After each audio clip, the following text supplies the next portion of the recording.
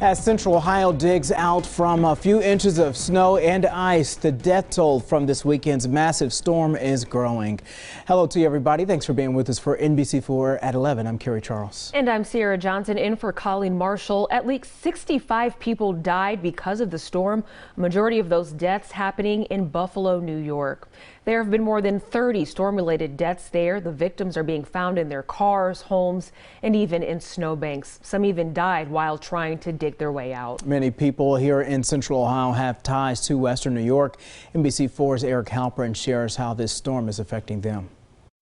The Buffalo Sabres were supposed to be playing against the Blue Jackets here in Columbus tonight, but that game has been postponed since the airport in Buffalo is still closed. Some Central Ohioans trying to get to Columbus have also changed their plans.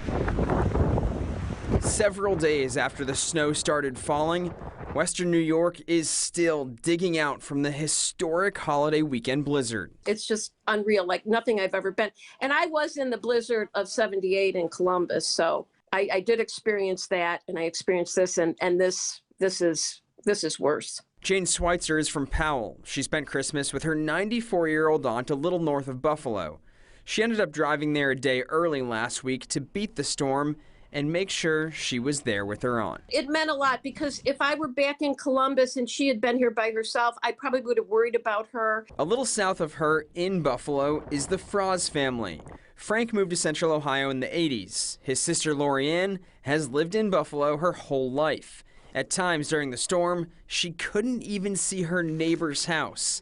Now she has feet of snow outside. It wasn't even the 4 feet, it was really the wind and just the drifts. Like my front door at one point, you couldn't see out of it because the snow had drifted all the way up. At some points during the blizzard, emergency services in some areas were limited. Living in Buffalo, Froz is no stranger to snow. Oh, this is probably the worst, at least as far as like them not being able to plow the roads, not being able to open anything for days and days. Schweitzer planned to drive back to Central Ohio Monday. She got on the road, but then found out a big part of her route was still closed, so she turned around. We were very fortunate. I feel so bad for so many of the people in Buffalo because some of the stories coming out of there are unbelievable. I mean, truly. Schweitzer now plans to come home tomorrow. As for the Blue Jackets Sabres game, a makeup date has not been announced yet. Local for you in Columbus, I'm Eric Halperin, NBC4.